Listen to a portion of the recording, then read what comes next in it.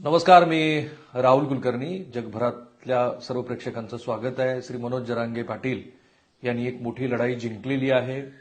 त्या जिंकलेल्या लढाईचा विजय उत्सव हा थोड्याच वेळामध्ये राज्याचे मुख्यमंत्री श्री एकनाथ शिंदे यांच्या हस्ते त्यांचं उपोषण संपल्यानंतर तो होणार आहे.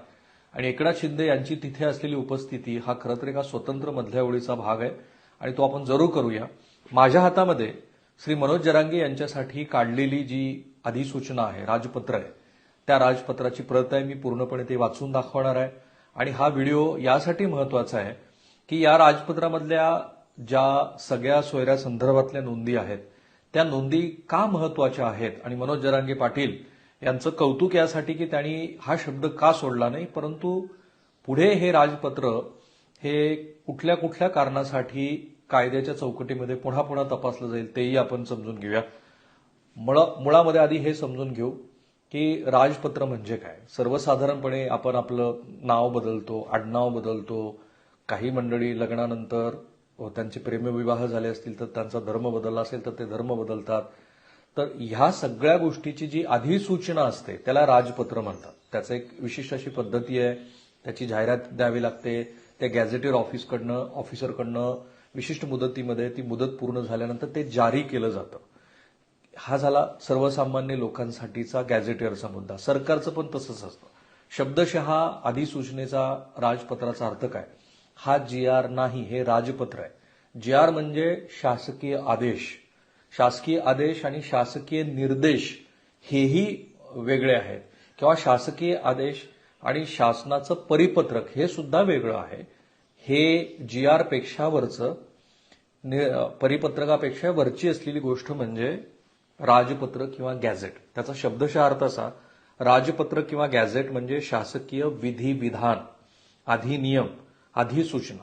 आता देशामध्ये संविधानानुसार झालेल्या लोकप्रतिनिधीच्या निवडणुका, शासकीय अधिकाऱ्यांच्या नियुक्त्या, कामकाजविषयक घोषणा, निर्णय आणि धोरणात्मक जे काही निवेदनं असतात ती प्रस्तुत करण्यासाठी अधिसूचना, गॅझेट काढलं जातं. तुम्हाला कायदा करायचा असेल तर त्याच्यासाठी सुद्धा एक अधिसूचना काढावी लागते. ती 6 महिन्याच्या आत जर तुम्ही अध्यादेश काढला असेल तर तो कायद्यामध्ये परावर्तित करावा लागतो, अन्यथा तो अध्यादेश रद्द होतो. पुन्हा राजपत्र आणि अध्यादेशची वेगळी गोष्ट आहे. अलीकडचं ताजं उदाहरण म्हणजे दिल्लीमधल्या कायदा आणि सुव्यवस्थेबद्दलचा अधिकार हा दिल्ली सरकारकडे आहे असं सर्वोच्च न्यायालयाने सांगितल्यानंतर श्री अमित शहा यांनी एक अध्यादेश सभागृहामध्ये ठेवला देशाचे गृहमंत्री म्हणून आणि तो अधिकार पुन्हा एकदा केंद्र सरकारकडे घेतला. तर शासकीय आदेश, अध्यादेश, अधिपत्र, राजपत्र आणि परिपत्रक याच्यामध्ये मूलतः फरक आहे. तो समजून घेतला की मग याचं महत्व लक्षात येतं. सो आता हे जे महाराष्ट्र शासनाचं राजपत्र आहे, असाधारण भाग 4ब, शुक्रवारी म्हणजे काल सुट्टी असताना त्यांनी ते जारी केलेलं आहे.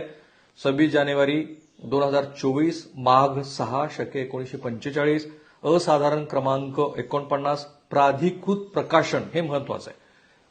कुठलंही राजपत्र प्रकाशित करायचं असेल तर केंद्र सरकारची स्वतःची एक यंत्रणा आहे ज्याला शासकीय मुद्रणालय म्हणतात.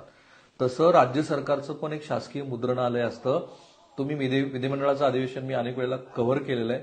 विधिमंडळाच्या अधिवेशनामध्ये जे प्रश्न उपस्थित केले जातात, तारांकित गोष्टी असतात, सरकारची लेखी उत्तरं असतात, ती राज्य सरकारच्या अधिकृत प्रकाशन व्यवस्थेकडनं प्रकाशित केलेली असतात. कुठल्याही खासगी आस्थापनाचा त्याचा संबंध नसतो. तसं महाराष्ट्र शासनाच्या शासनाने महाराष्ट्र अधिनियमान्वये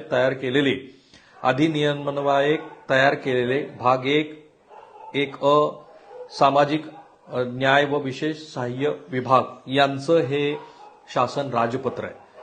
अधिसूचना काय आहे. महाराष्ट्र अनुसूचित जाती, अनुसूचित जमाती, विमुक्त जाती, भटक्या जमाती, इतर मागासवर्ग व विशेष मागासवर्ग. आता पुढे कंसामध्ये असं म्हटलं या राजपत्रामध्ये की जातीचे प्रमाणपत्र देण्याचे व त्याचे पडताळणीचे विनियमन अधिनियमन 2000 म्हणजे 2000 साली एक कायदा केलेला आहे आपण. तो एक नियम आहे. त्या नियमाच्या आधारावरतीच महाराष्ट्रामध्ये आजपर्यंत जात पडताळणी प्रमाणपत्र दिली जात होती किंवा त्याबद्दलची नियमावली होती. ह्या राजपत्राचा पहिला अर्थ महाराष्ट्र शासनानं 2000 साली म्हणजे 24 वर्षापूर्वी जो नियम बनवलेला आहे तो नियम आज बदलायला घेतलाय. त्याच्यासाठीचं हे राजपत्र. आता त्यातली एक महत्वाची गोष्ट जी आहे ती मी तुम्हाला पुढे सांगेन. जे मी म्हणालो की कायद्याच्या चौकटीवर त्याची पुन्हा पुन्हा पडताळणी होईल. क्रमांक सीबीसी 2024 म्हणजे आता जो नवीन बदल झाला, प्रक्र 02 माव क महाराष्ट्र अनुसूचित जाती, अनुसूचित जमाती, विमुक्त जाती, भटक्या जमाती, इतर मागास वर्ग व विशेष मागास वर्ग जातीचे प्रमाणपत्र देण्याचे व त्याच्या पडताळणीचे विनियमन.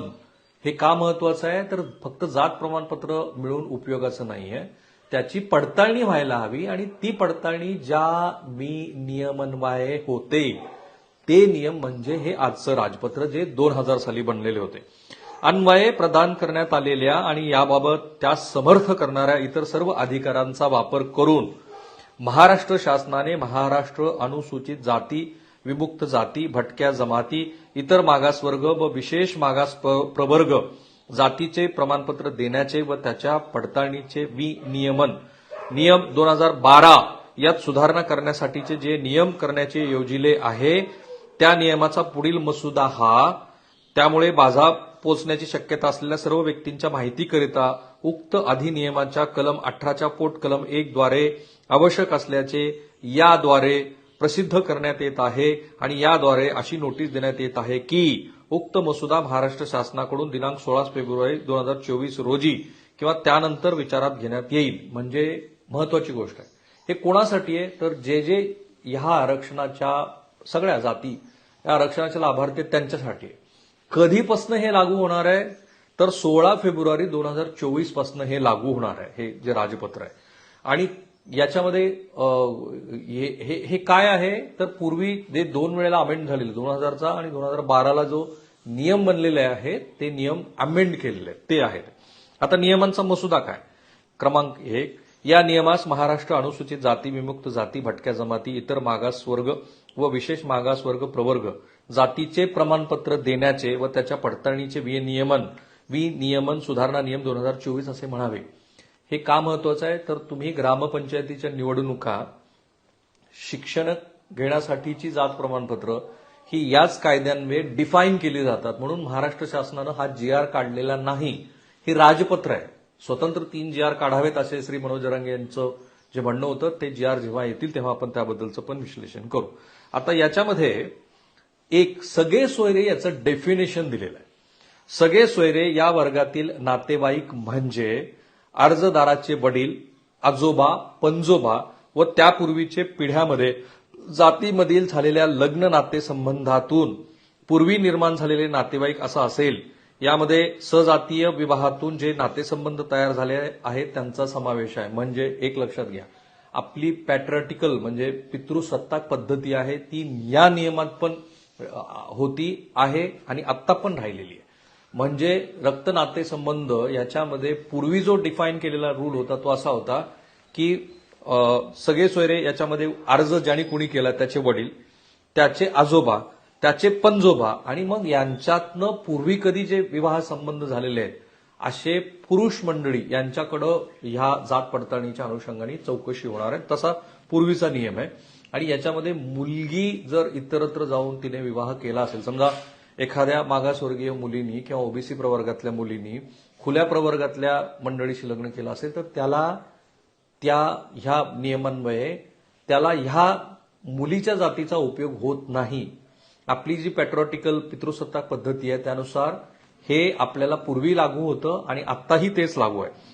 आता याच्यामध्ये नवीन तरतूद काय केली आपण बघू. म्हणजे जुना नियम आहे तो, कुणबी नोंद मिळालेल्या नागरिकांच्या रक्त नात्यातील काका, पुतणे, भाव भावकीतील असा नातेवाईक तथा, मी जो पितृसत्ताक शब्द वापरला तो इथं आलाच लगे, तथा पितृसत्ताक पद्धतीतील सगळे सोयरे ते तसे नातेवाईक अथवा सगळे सोयरे आहेत.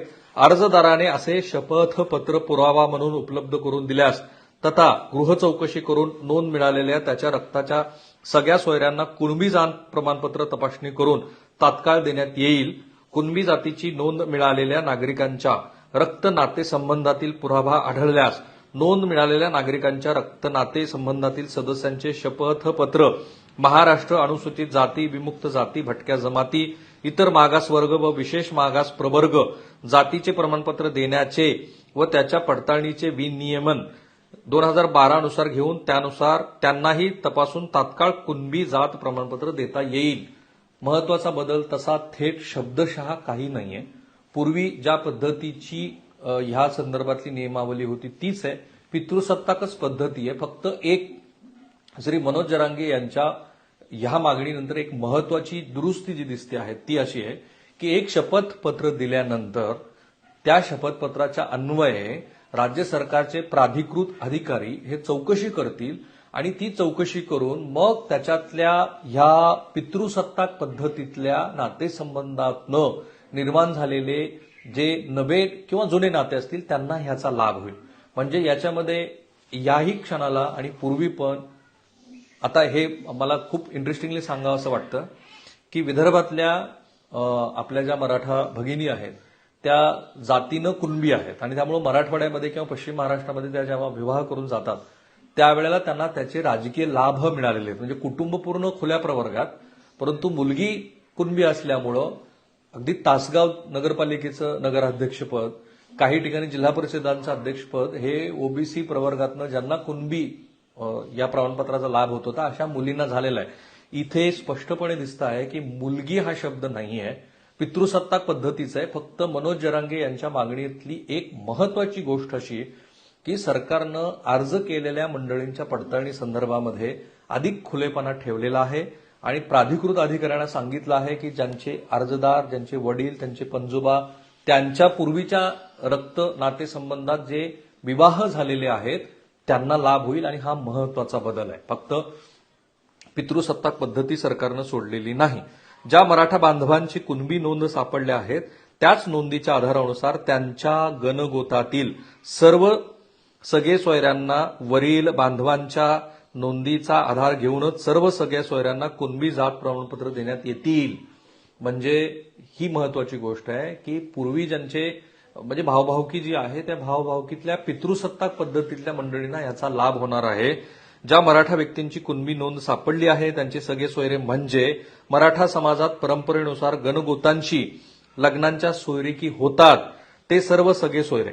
मात्र सगळे सोयरे यांचा सर्वसाधारणपणे अर्थ पितृसत्ताक, योगायोगाने बघा मी अनेक वेळेला हा शब्द सुरुवातीला वापरला कारण मला जेवढी माहिती होती त्याप्रमाणे तो बऱ्याच वेळेला इथं आलाय.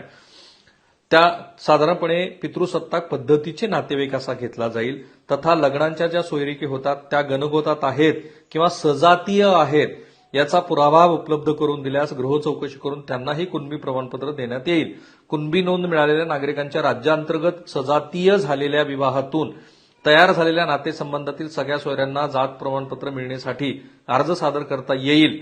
मात्र या तरतुदीचा दुरुपयोग करता येऊ नये म्हणून सदर विवाह सजातीय आहे या संदर्भातील पुरावे देणे तथा गृह चौकशीत तशा प्रकारचा पुरावा मिळणे हे देखील आवश्यक आहे व त्याची पूर्तता झाल्यास त्यांनाही कुणबी जात प्रमाणपत्र देता येईल. हा व्हिडिओ अत्यंत महत्वाचा आहे.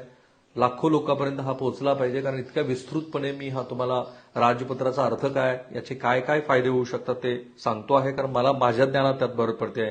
नियम क्रमांक 16 अर्जदाराकडून पुरविण्यात यावयाची माहिती यामध्ये उपलब्ध असल्यास पडताळणी समितीच्या निर्णयांची साक्षांकित प्रत किंवा अर्जदाराच्या रक्तसंबंधातील वडिलांचे किंवा सख्या चुलत्यांचे किंवा वडिलाकडे रक्तसंबंधातील इतर कोणत्याही नातेवाईकांचे किंवा सगळे सोयरे यांचे वैधता प्रमाणपत्र म्हणजे ज्यांना पूर्वी कास्ट व्हॅलिडिटी मिळालेली आहे अशी कास्ट व्हॅलिडिटी असणारं तुम्हाला अर्जासोबत प्रमाणपत्र जोडावं लागेल आणि ते जोडल्यानंतर मग तुमचं ह्या मंडळीशी असलेले जे नातेसंबंध आहेत ते अगदी पंजोबापर्यंतचे ते सिद्ध करावे लागणार आहेत. सजातीयच विवाह असावा लागणार आहे. मुलींकडच्या मंडळींना ह्या आरक्षणाचा लाभ होणार नाही. मला वाटतं की मी ह्या आत्ताच्या आपल्या नव्या राजपत्राचा जो काही गोषवारा आहे तो समोर मांडलेला आहे आणि तो मांडल्यानंतर त्याचे सगळे राजकीय आणि कायदेशीर जे काही परिणाम होतील त्याबद्दल आपण स्वतंत्रपणे बोलू. कारण आता हे तुमच्यापर्यंत पोहोचणं आवश्यक होतं की या राजपत्राचा अर्थ काय. मला वाटतं की एक महत्वाचा बदल जो दिसतो आहे 2000च्या कायद्यामध्ये तो अर्ज केल्यानंतर ह्या पद्धतीच्या आरक्षणाचा लाभ घेता येईल. प्रायर की तुमच्याकडे आधीच जात पडताळणी असायला हवी. ती जात पडताळणीची प्रत तुम्ही जोडायची आहे. ती जोडल्यानंतर त्याची गृह चौकशी होणार आहे. त्याच्या गृह चौकशीमध्ये आवश्यक ते पुरावे तुम्ही दिल्यानंतरच तुम्हाला या आरक्षणाचा लाभ होईल. आणि जसं ओबीसी समाजाचे नेते म्हणताय की हा राजपत्र किंवा हे राजपत्र हे कायद्याच्या चौकटीत पुन्हा एकदा तपासलं जाणारच आहे आणि त्यावेळेला सुद्धा मी आता जे शब्द तुम्हाला सांगितले पितृसत्ताक पद्धती वगैरे या सगळ्यांचा कीस पडणार आहे आणि तोही त्यावेळेला आपण विश्लेषणाच्या स्वरूपात बघूया. थांबूया आपण इथे. मी आणि एबीपी माझा सर्व सोशल मीडिया प्लॅटफॉर्मवरती आहोत. आम्हाला फॉलो करायला लागा आणि सोबत या व्हिडिओच्या कमेंट बॉक्समध्ये जर तुमच्या काही महत्वाच्या सूचना असतील तर त्याची सुद्धा आम्ही नोंद घेऊ. धन्यवाद. एबीपी माझा, उघडा डोळे बघा नीट.